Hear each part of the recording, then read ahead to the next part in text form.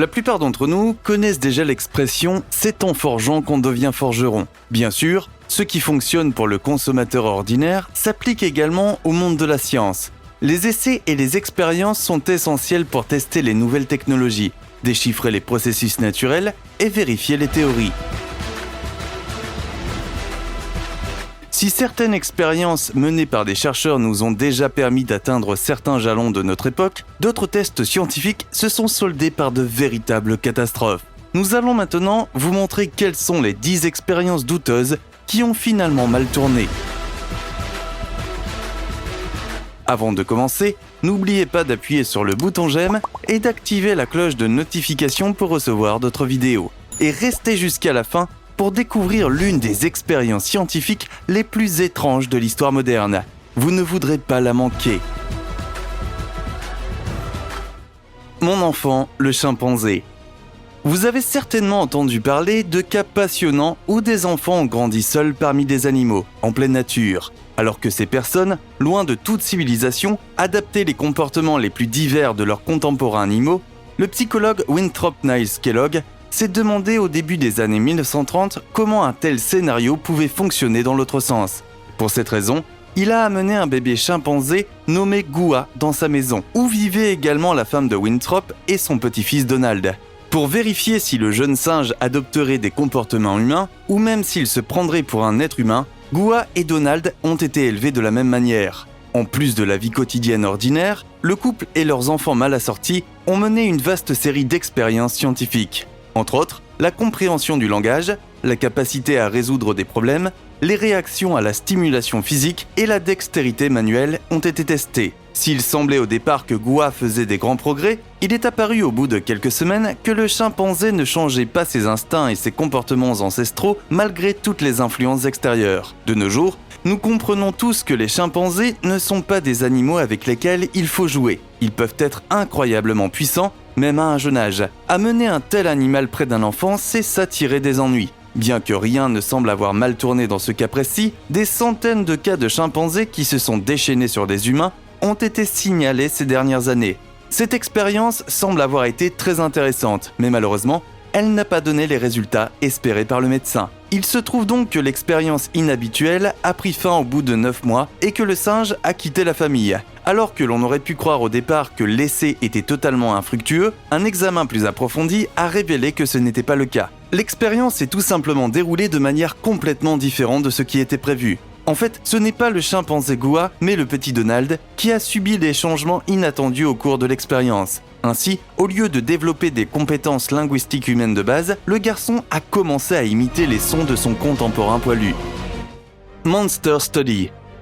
L'étude dite Monster Study a été menée en 1939. En détail, il s'agissait d'une expérience basée sur le langage qui a été menée sur 22 orphelins. Alors que la moitié des jeunes cobayes ont été félicités avec les meilleures notes pour leur discours fluide, les autres devaient être dégradés et punis pour leur faiblesse linguistique.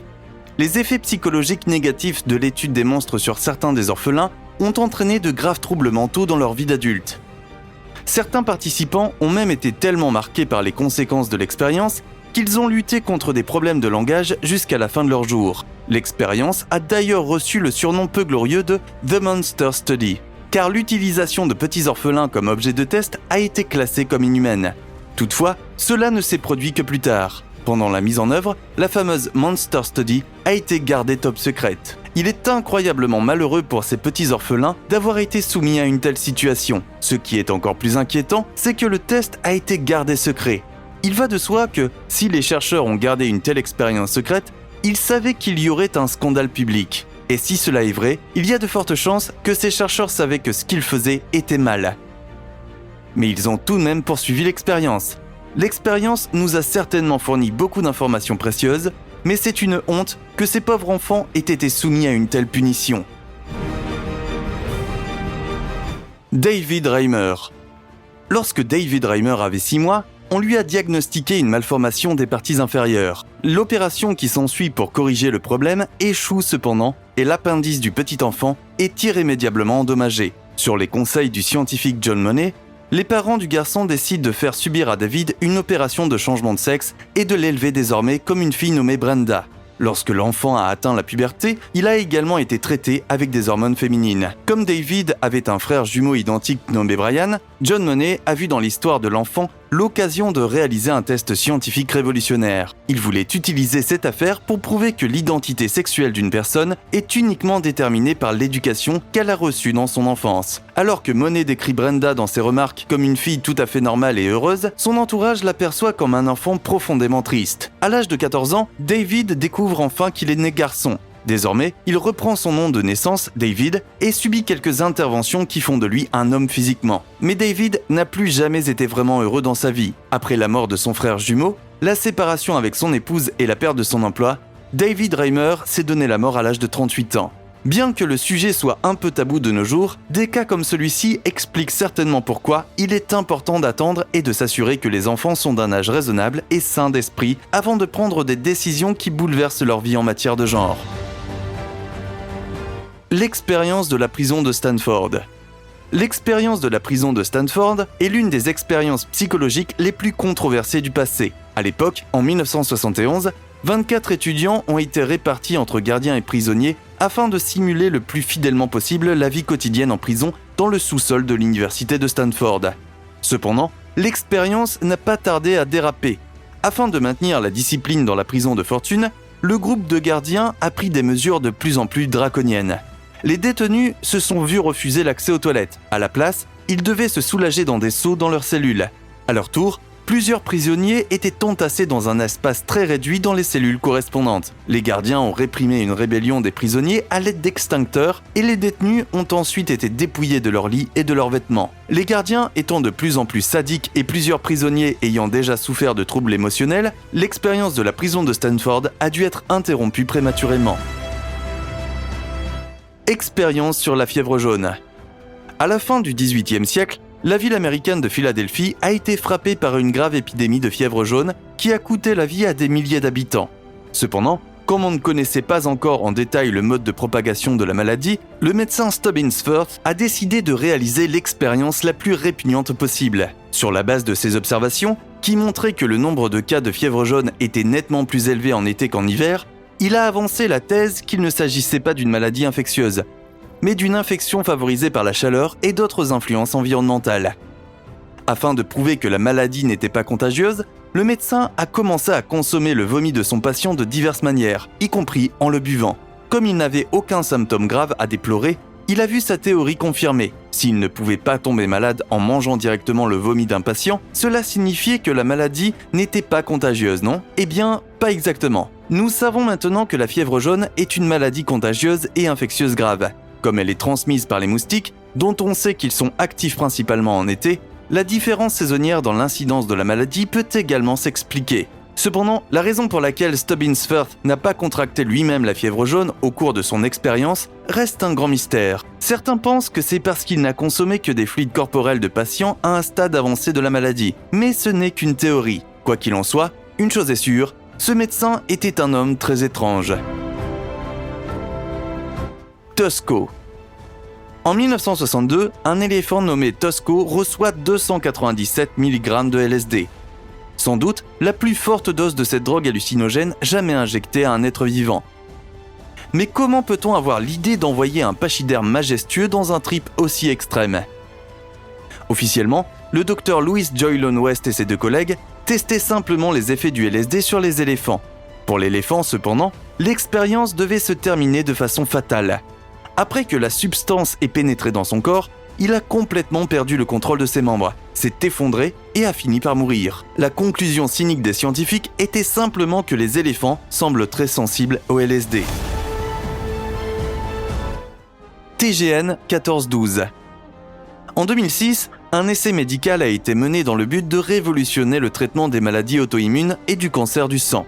Pour y parvenir, une entreprise de Würzburg a développé l'anticorps TGN 1412, qui avait déjà été testé avec succès sur des animaux et des cultures cellulaires. Il était enfin temps de tester l'effet de ce nouvel anticorps sur les humains également, avec des conséquences catastrophiques. Les 6 hommes à qui on avait administré le médicament ont tous présenté des réactions graves telles que des maux de tête, de la fièvre et des vomissements en quelques minutes. L'un des participants a déclaré avoir eu l'impression d'être brûlé vif. Mais la situation allait devenir encore plus dramatique. Finalement, De multiples défaillances d'organes ont été constatées chez les sujets, ce qui signifie que certains d'entre eux ont dû être ventilés artificiellement et ont lutté pour leur vie dans l'unité de soins intensifs pendant plusieurs jours. L'un des sujets touchés est même tombé dans le coma pendant 3 semaines.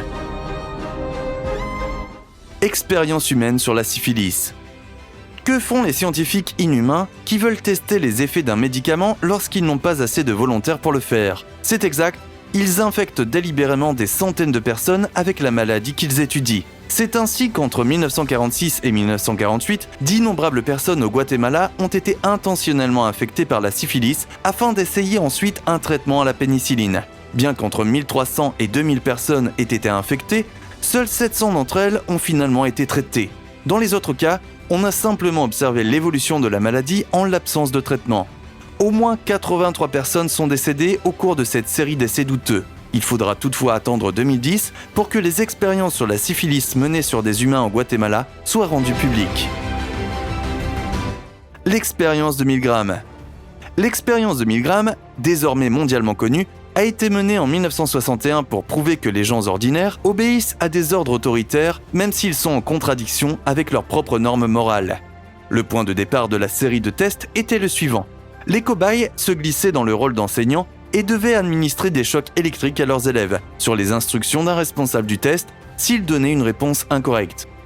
L'intensité des chocs électriques augmentait à chaque mauvaise réponse.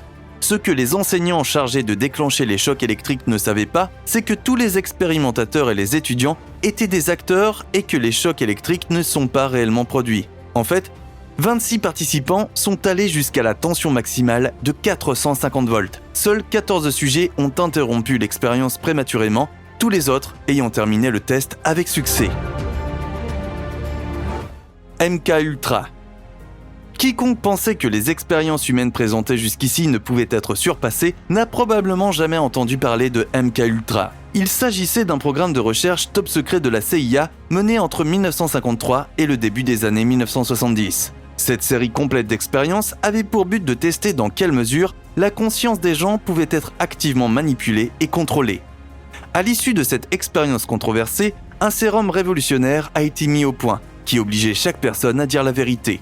Les cobayes, qui étaient généralement complètement désemparés, recevaient des drogues hallucinogènes telles que la mescaline et le LSD. Beaucoup de ces sujets ont subi de graves dommages mentaux et physiques, et certains sont même morts. Lorsque ces tests cruels ont finalement fait la une des journaux au début des années 1970, la CIA s'est efforcée de détruire presque tous les dossiers pertinents sans autorisation. À vous maintenant, que pensez-vous des expériences présentées et de leurs conséquences négatives ? Nous attendons vos commentaires avec impatience. N'hésitez pas à nous laisser un pouce bleu et à vous abonner pour ne plus jamais manquer une de nos vidéos. Merci de nous avoir suivis, bonne soirée et à la prochaine.